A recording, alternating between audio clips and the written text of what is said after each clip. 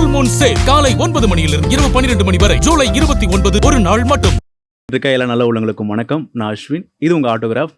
இன்னைக்கு வந்திருக்க ஒரு கெஸ்ட்டு நம்ம 90s இருந்து 60s இருந்து எந்த வருஷத்தில் வந்த பாட்டை கொடுத்தாலுமே பிச்சு பெசர் இல்லாமல் அந்த அளவுக்கு சூப்பராக பாடுற ஒரு கெஸ்ட் நம்ம கூட வந்திருக்காரு. சிங்கர் முகேஷ் அவர்கள் வந்திருக்காங்க. வணக்கம் சார். வணக்கம் அஸ்வின், எப்படி இருக்கீங்க? நல்லா இருக்கேன், சூப்பர். எனக்கு ஃபர்ஸ்ட் கேட்கணும்னு தோணுது முகேஷ் எப்படி முகேஷ் முகமதுன்னு மாறினாரு. எனக்கு சிங்கர் முகேஷாக தான் எனக்கு இனிஷியலி தெரியும். நான் சின்ன வயசுலேருந்து பார்த்துட்டு தான் இருக்கேன் பாடல் எல்லாத்தையுமே. நான் சடனாக பார்க்குறேன் முகேஷ்ன்றது முகேஷ் முகமதுன்னு வந்து. அதான் அது எப்படி மாறிச்சுன்னா, என்னுடைய இயற்பெயர் பீர் முகமது. பீர் முகமதுன்னு நான் ஃபீல்டுக்கு வரதுக்கு முன்னாடி அதுதான் இருந்தது. அப்போ என்னுடைய இசைத்துறைக்கு என்னை அறிமுகப்படுத்தின என் குருநாதர் இசையமைப்பாளர் ஏசி தினகரன் அவர்கள் தான் முகேஷ்னு வச்சார். முகேஷ்னு வைக்கும்போது கூட அவர் ஒரு 10 பேர் யோசிச்சு இதில் எது பெட்டராக இருக்கும் அப்படிலாம் கூட சொல்லலை. யதார்த்தமாக முகேஷ்னு வச்சுக்கடா அப்படின்னாரு. சரி, அப்போ முகேஷ்ங்கிறது யாருன்னு தெரியாது. அப்புறம் தான் தெரியும், நார்த்தில் அவர் மிகப்பெரிய சிங்கர். முகமது ரஃபி சாருக்கும் கிஷோர் சாருக்கும் முன்னாடி அவர் தான் பெரிய சூப்பர் ஸ்டார் அப்படின்னு சிங்கிங்கில்.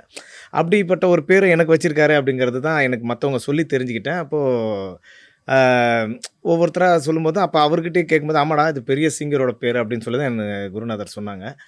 அதுக்கப்புறம் முகேஷ்ன்னு தான் நான் திரைத்துறையில் எல்லாருக்குமே அறிமுகமானேன். இதில் முகேஷ் முகமது எப்படி வந்ததுன்னா, ஃபேஸ்புக்கெலாம் வந்த டைம். அப்போ என்னுடைய சிங்கர் ரணினா ரெட்டின்னு இருக்காங்க. அவங்க ஒரு நாள் நாங்கள் சிங்கப்பூர் ப்ரோக்ராம் போகும்போது இந்த மாதிரி ஃபேஸ்புக்குன்னு ஒன்று இருக்குது முகேஷா, தெரியுமா? தெரியாது. இந்த மாதிரி அது நம்ம வேர்ல்டில் எங்கே இருக்கிற ஃப்ரெண்ட்ஸை நம்ம ஒருத்தருக்கு ஒருத்தர் பேசிக்கலாம், மெசேஜ் பண்ணிக்கலாம்.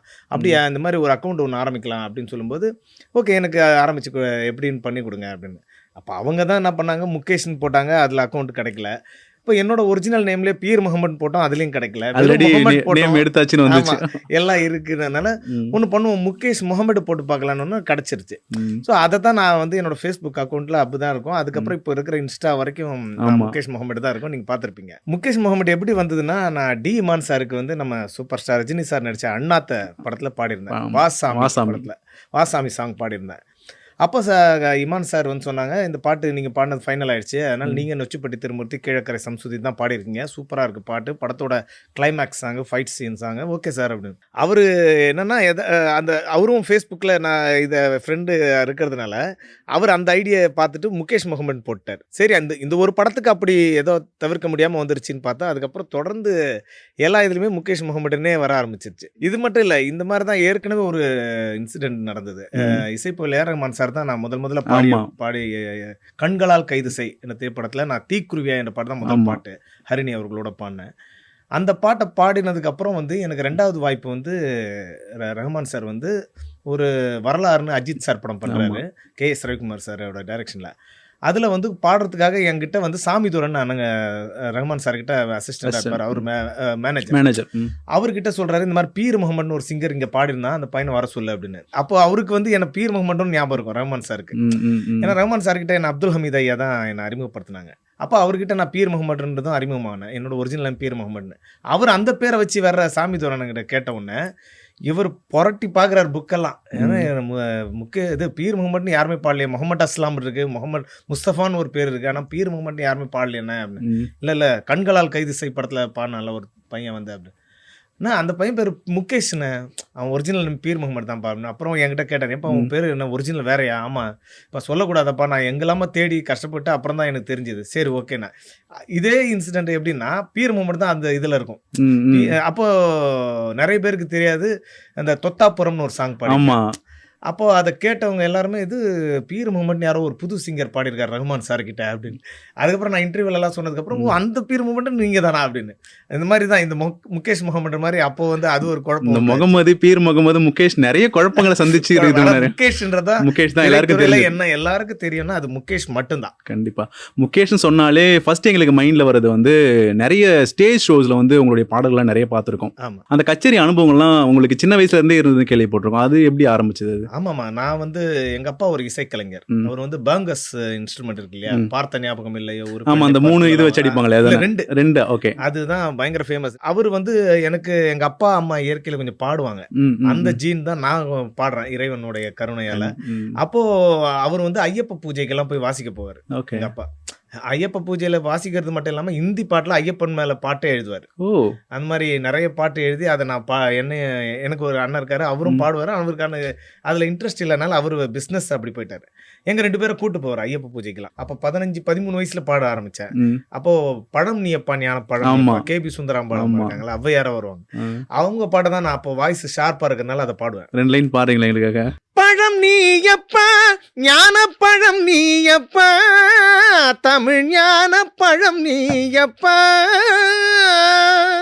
இப்படி வரும். செம்மையா இருக்கு. அந்த டைம்ல கொஞ்சம் ஈஸியா பாடுவோம். இப்ப கஷ்டப்பட்டு பாடுறது அப்போ ஈஸியா பாடுற மாதிரி இருந்தது. 8th 9th படிக்கிறேன். அப்போ எங்க அப்பா என்ன பண்ணாரு, படிப்புல ஆர்வம் இல்லைன்னு மியூசிக்ல இவனுக்கு இன்ட்ரெஸ்ட் இருக்கு. ஏன்னா ஸ்கூல்ல எல்லாம் பாட்டு போட்டியில அதுல மட்டும்தான் ஃபர்ஸ்ட் ப்ரைஸ் வாங்கியிருக்கேன்.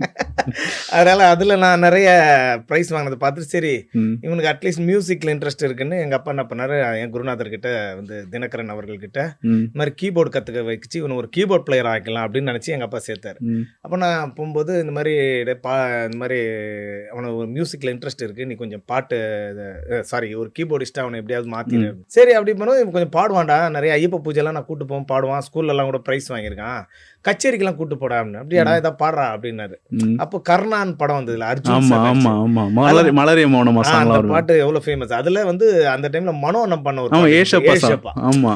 அப்போ அதை பாடி காமிச்சான். அப்போ ஏஷப்பா ஏஷப்பா நினைச்ச கனவு பலிக்காதா, ஏஷப்பா ஏஷப்பா அடைச்ச கதவு திறக்காதா, இந்த சங்கீதெல்லாம் பாடினோன்னே டேய் சூப்பராக பாடுறான்டா, இவனை நான் கண்டிப்பாக கச்சேரி கூட்டு போகிறேன் அப்படின்னு சொல்லி ஒரு 2 நாளாக நான் ஹார்மோனியம் கிளாஸ் போகிறேன். ம். திடீர்னு ஒரு நாள் டே நோட்டில் போய் பாட்டு புக்கெல்லாம் எடுத்துகிட்டு வாடா அப்படின்னாரு. சரிங்கண்ணா அப்படின்னு போனால்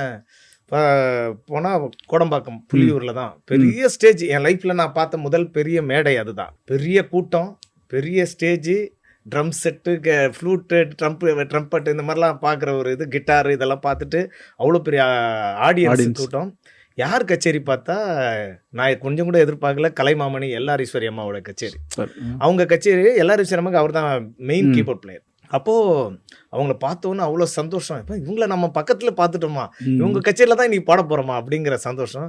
அப்போது அவங்க எதிர்க்க அப்போ தான் இந்த பழம் நீயப்பா கேபிஎஸ் அம்மா பாட்டை பாடினோன்னா அவங்க என்னை கூப்பிட்டு இது வந்து பெரிய விஷயம்ப்பா, இது எல்லாரும் இது கேபி சுந்தராம்பாள் அம்மா பாட்டு பாடுறது இந்த வயசில் பெரிய கஷ்டம், அவங்க பாட்டெல்லாம் தொடர்றது, நீ பெரிய நல்லா வருவ, அவங்களுடைய பாட்டை பாடியிருக்க பழம் நீயப்பா முருகன் பாட்டு, ஸோ நல்லா வரணும், ஸோ என்னோட ஆசீர்வாதம் உனக்கு இருக்குன்னு அந்த ஆசீர்வாதத்தோட எல்லாரும் சிரமோட ஆசீர்வாதத்தோட இசைத்துறைக்கு ஒரு பாடகனா அறிமுகமான. டிஎம்எஸ் பாடல்கள்லாம் நிறைய எடுத்திருக்கீங்களா? உங்களுக்கு ரொம்ப பிடிச்ச பாட்டு, அடிக்கடி மக்கள் கேட்ட பாட்டுனா எதுன்னு உங்களுக்கு ஞாபகம் வரும் அந்த டைம்ல? டிஎம்எஸ்ஆர் பாட்டு நிறைய எனக்கு வந்து இன்னும் சொல்ல போனால் நான் தனியார் தொலைக்காட்சி ஒன்றில் ராஜகீதம் என்ற நிகழ்ச்சியிலேயே நான் டிஎம்எஸ் ஐயா பாட்டு பாடி தான் ஃபைனலில் பாடி எம்எஸ் ஐயா கிட்ட நான் 100 மார்க் வாங்கினேன். சொன்னேன் இல்லையா ஸ்கூலில் ஃபர்ஸ்ட் ப்ரைஸ் வாங்கினதில்ல, லைஃப்பில் பாட்டுக்கு மட்டும்தான் நான் வாங்கியிருக்கேன். அப்போது நான் பாடி எம்எஸ் ஐயா 100 மார்க் கொடுத்தது டிஎம்எஸ் ஐயா பண்ண பாட்டும் நானே பாவம் நானே.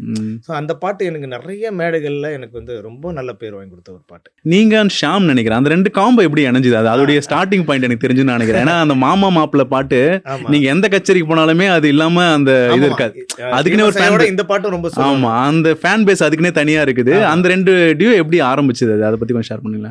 ஷியாம் வந்து பாத்தீங்கன்னா சீரியல்ல நடிக்கிறதுக்கு முன்னாடி அவர் ஒரு சிங்கர் தான். அவர் வந்து மேஸ்ட்ரோல பாடிட்டு இருந்தாரு கிரேஸ் அவர்களுடைய கச்சேரியில். அப்பதான் நாங்க அறிமுகமானோம் ஒருத்தருக்கு ஒருத்தர். அறிமுகமானதுக்கு அப்புறம் அவர் சென்னையில அவரு தனியா ஒரு இசைக்குழு ஆரம்பிச்சாரு. அப்போ என்ன அதுல கூப்பிட்ட போது நான் அப்போ இந்த பாட்டுலாம் தெரியும். அவர் ஜதி ரொம்ப நல்லா சொல்லுவார். ஷியாம் வந்து ஜதி சொல்ல ஆரம்பிச்சுட்டா ஆடியன்ஸோடைய பார்வை முழுக்க அங்கே போயிடும். நான் வந்து ஃபஸ்ட்டு பல்லவி சரணம் 2 சரணம்லாம் பாடும்போது கூட ஆடியன்ஸ் என்னை பார்த்துட்டு இருப்பாங்க. ஆனால் அந்த ஜதி வந்தவொடனே கச்சேரிக்கு அந்த பாட்டோடைய கலரே மாறி ஆடியன்ஸ் என்ஜாய் பண்ணுவாங்க. ஆனால் ஷியாம் அந்த அளவுக்கு அந்த ஜதியை சூப்பராக ஆடியன்ஸ் ஸ்பீடாக சொல்லுவாப்புல. அப்போது எங்கள் 2 பேரோட இந்த காம்பினேஷன் வந்து மக்கள் ரொம்ப விரும்ப ஆரம்பித்தாங்க. நாங்கள் எங்கே போனாலுமே வந்து பா இவங்க 2 பேரும் வந்துட்டாங்கப்பா, மாமா மாப்பிள்ளை இன்றைக்கி இருக்குப்பா சூப்பர்ப்பா அப்படிங்கிற அளவுக்கு ஆச்சு. நாங்கள் 2 பேரும் எங்கேயாவது தனித்தனியாக போனால் கூட என்ன போனால் ஷியாம் வரலையா அவங்க கூட அந்த மாமா மாப்பிள்ளை இன்றைக்கி பாட மாட்டிங்களா அப்படின்னு. அவர் போனால் முகேஷ் வரலையா அந்த பாட்டை உங்கள் கூட பாடுவார், அவர் 2 பேரும் பாடலையா. அந்த அளவுக்கு எங்களுக்கு வந்து பேர் வாங்கி கொடுத்து அவர் சீரியல் அதுக்கப்புறம் பயங்கர பிஸி ஆகிட்டாரு. ரகுமான் சார் கிட்ட ஃபர்ஸ்ட் டைம் பாட போன அந்த அனுபவம் எப்படி இருந்தது? நான் வந்து வர சொன்னார் அப்துல் ஹமீத் ஐயா. உள்ளே போனவுடனே ரிசப்ஷனில் வெயிட் பண்ண சொன்னாங்க. ரஹ்மான் சார் நினச்சிருந்தா யாராவது ஒருத்தரை கூப்பிட்டு அந்த பையன் வந்துட்டானா உள்ளே வர சொல்லு அப்படின்னா அவர் உள்ளே இருந்துக்கிட்டு என்னை கூப்பிடலாம். அவரே வந்து என்ன யார் நீங்கள் தான் முகேஷா உள்ளே வரீங்களா நம்ம போகலாமா அப்படின்னு சொல்லி என்னை அவர் கூப்பிட்டு போனார். கூப்பிட்டு போயிட்டு வந்துட்டு என்ன ஸ்ருதி பாடுறீங்க அப்படின்னு சொல்லி பாடலாம் வச்சுட்டு, நல்லா இருக்கு வாய்ஸ், நான் கண்டிப்பாக கூப்பிட்றேன் அப்படின்னு சொல்லி ரொம்ப எளிமையாக இருந்தார். இதெல்லாம் தாண்டி பாடி முடிச்சு நான் வந்து வாய்ஸ் நல்லா இருக்குன்னு சொல்லி இந்த படம் வந்து அப்போ தொடங்கலை, கண்களால் கைது செய். இன்னொன்று ராஜகீதத்தில் வெற்றி பெறுறவங்களுக்கு அந்த படத்தில் அந்த பாட்டு வாய்ப்பு கொடுக்குறாங்க. பாரதி சார் படம். இந்த படம் ஒரு 3-4 மாதம் ஸ்டார்ட் பண்ணுறாங்க. நீங்கள் பார்த்தீங்கன்னா ஒரு எத்தனையோ பேர் வந்து ஒரு வார்த்தை சொல்லுவாங்க, ஆனால் அதை சொல்லிட்டு மறந்து கூட போயிருக்காங்க. ஆனால் அந்த படம் தொடங்கின உடனே அவனுக்கு நம்ம பாட வைக்கிறதா சொல்லியிருந்தோமே, அவனை கண்டிப்பாக இதில் பாட வைக்கணும்னு ஞாபகம் வச்சு என்னை வந்து அந்த பாட்டை கொடுத்தாரு. தீக்குருவியா என்ன பாட்டு, அதுவும் ஃபர்ஸ்ட் சாங்கே எனக்கு ஒரு சேலஞ்சிங்கான ஒரு சாங்காகவும் இருந்தது. ரொம்ப ஒரு டஃப்பாக இருக்கும். எனக்கு என்ன ஆச்சரியம்னா, ஒரு 3 மாதம் கழிச்சு அந்த படம் தொடங்கும் போது மறக்காமல் எனக்கு கூப்பிட்டு கொடுத்தாரு இல்லையா. இன்னைக்கு நான் ஒரு பிளேபேக் சிங்கர்னு சொல்லிக்கிறதுக்கு அந்த பாட்டு முதல் கண்டிப்பாக. அதுக்கு அவருக்கும் அப்துல் ஹமீத் ஐயாங்க தான் நன்றி சொல்லுவேன். மற்ற பாட்டுனா ஈஸியாக ஹம் பண்ணிட்டு போயிடலாம், இது தீக்குருவியாய் அது சொல்றதுக்கு லிரிக்ஸுமே மைண்ட்ல இருக்காது. அதோட ரெஸ்பான்ஸ் எப்படி இருந்தது? உங்க ஃப்ரெண்ட்ஸ் அண்ட் ஃபேமிலிலாம் எப்படி, என்ன ரியாக்ஷன்? அது நிறைய எல்லா ஃப்ரெண்ட்ஸும் கேட்டுட்டு என்ன சொன்னாங்கன்னா, எப்பா எவ்வளோ பெரிய கஷ்டமான பாட்டாக இருக்குப்பா, இது ஈஸியாக நம்மளாம் பாடலாம் கூட முடியலையே, கஷ்டமாலாம் இருக்கு, இது எப்படிப்பா பாடிட்டேன்னு. அதுக்கு காரணமும் எனக்கு வந்து ஓல்டு சாங்ஸ் ப்ராக்டிஸ் தான். கண்டிப்பா. உதாரணத்துக்கு சொல்லணும்னா, இந்த முத்தைத்தரு பத்தி திருநகைன்னு ஒரு பாட்டு இருக்குல்ல, திருப்புகழ், அதெல்லாம் நான் ஐயப்ப பூஜையில பக்தி கச்சேரியில் பாடி தான் நான் சிங்கரானேன். அதனால பக்தி பாட்டில் நிறைய அதெல்லாம் பாடியிருக்கேன்.